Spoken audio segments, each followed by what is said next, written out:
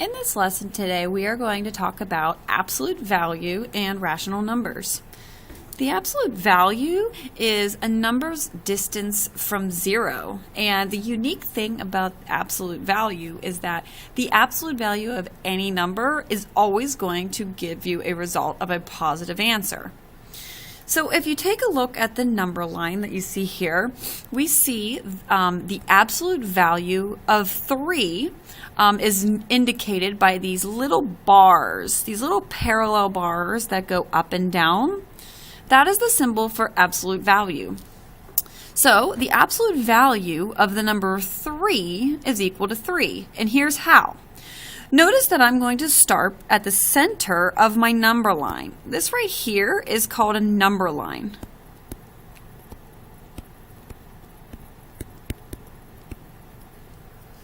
So when we start at the number 0, the way that I get to 3 is I go to the right 3 spaces.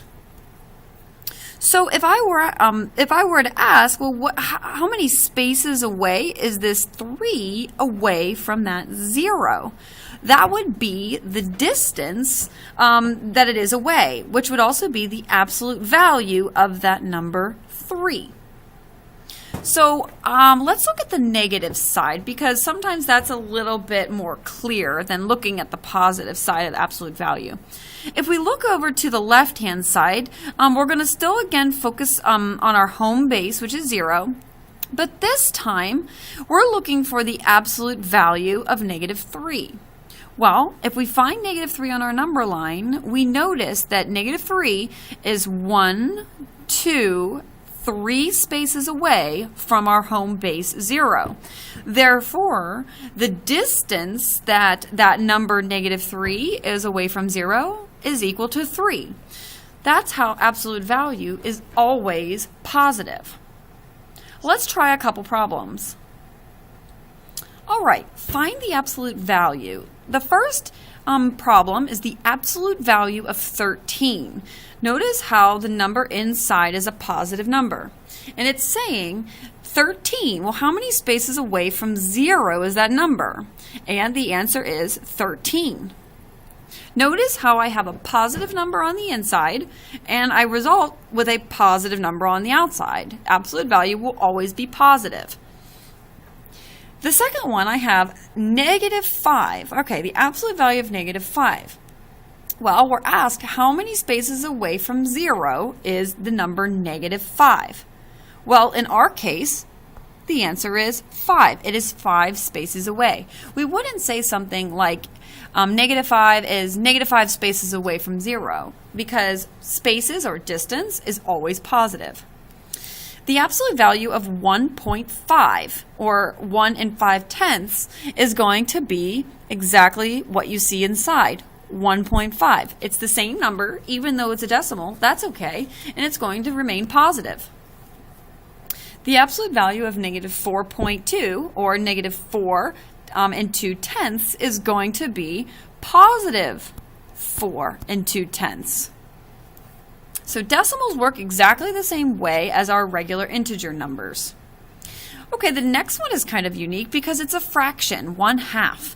The absolute value of 1/2. Well, it works exactly like the other ones. The number inside, that's the distance away from 0. So if we're half a space away from 0, your distance is a half a space. The absolute value of negative 3/4, well, it works the same way. We're asked, well, how far away is negative 3/4 away from 0? Well, it's 3/4 spaces away from 0.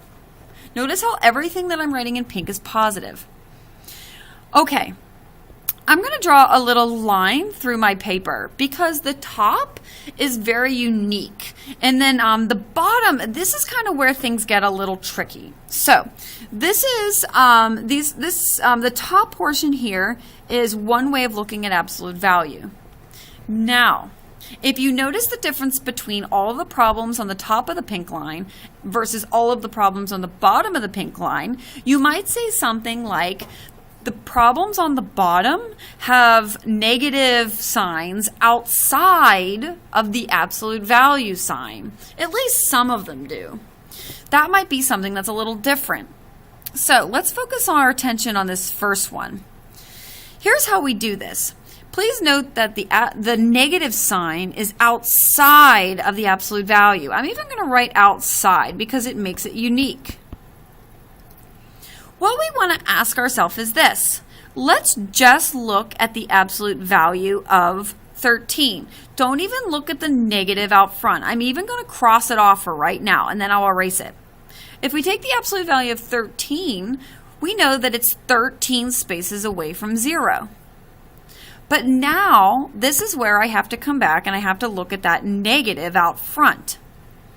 When I look at that negative out front, what it's actually saying is that it's being multiplied by my answer that I got. So therefore, I'm actually going to take that negative and I'm going to slide it right in front of that number.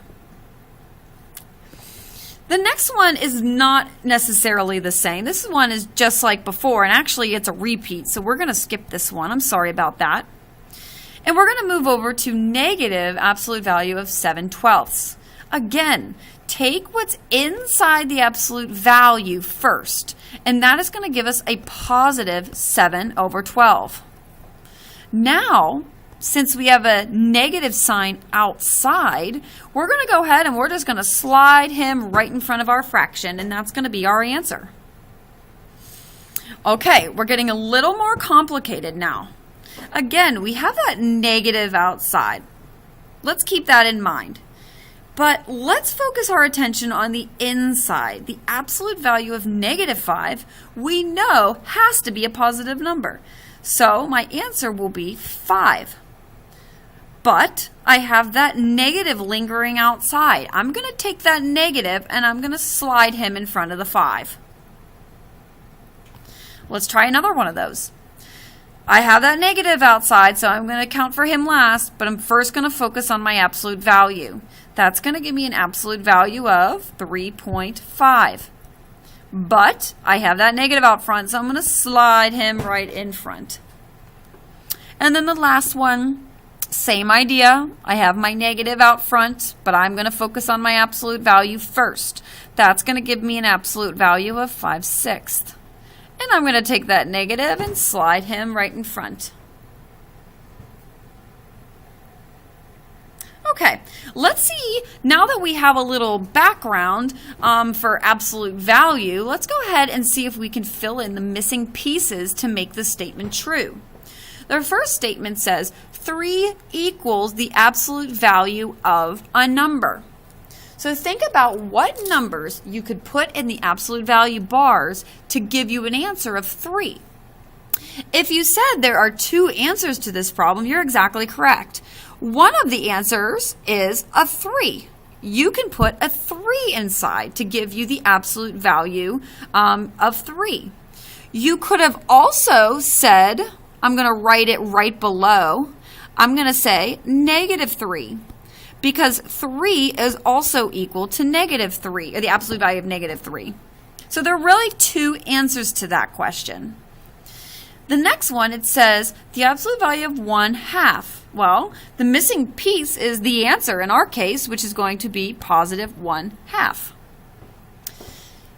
The absolute value of a number is going to equal -12. Well, this is one of those tricky ones, so you got to be real careful here. We know that nothing inside an absolute value can be a negative number, but I also see that I have a negative number. So if you think back on the last slide, if you look at this one over here, you notice that your answer became negative when you had a negative outside. So maybe for this one, we're going to have a negative outside. Now, what numbers could go inside? Well, 2 different options. 12 could go inside, or -12 could go inside to give you that answer of -12. Okay, the next one is we want to represent the following on a number line. The absolute value of 5. Well, sometimes when we represent this on a number line, we're going to put a little dot over the answer to the problem. And the answer to our problem we know is 5, so I'm going to put a little dot over 5. That's the absolute value of 5. The next problem is the absolute value of negative 2. Well, our absolute value is going to be 2. So there are two different answers for this one. I could put a little dot over negative 2 because negative 2 is 2 spaces away from 0. And I could put a little dot over 2 because it's 2 spaces away from 0. All right. Feel free to pause the video at this time and give this one a try. It says circle the problems with the correct solution. So feel free to pause and see if you can try this on your own. I am going to go over the answers now just so you can check yourself. So I'm going to circle all the correct solutions. So with our first one, if we look at this, if we look at the absolute value, we know that absolute value always yields a positive number.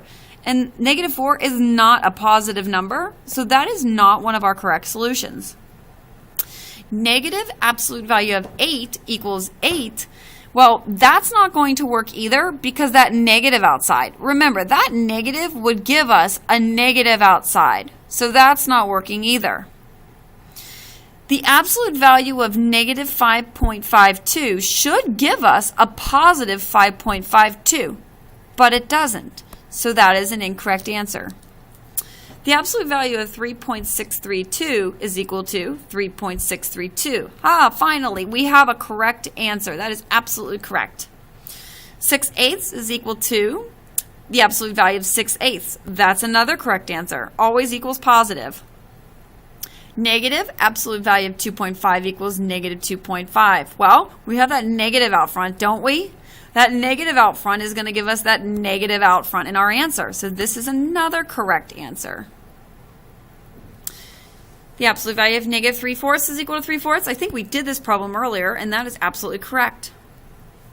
Negative absolute value of negative 5 equals negative 5. Well, if we focus our attention on the inside first, we know that that will yield us 5. But the negative we have to tack on, so this is another one that is correct.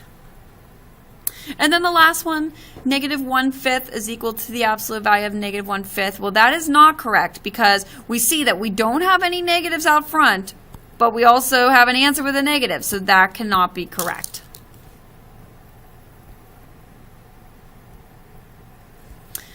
Okay, that is the end of our section on absolute value. Please let me know if you have any questions.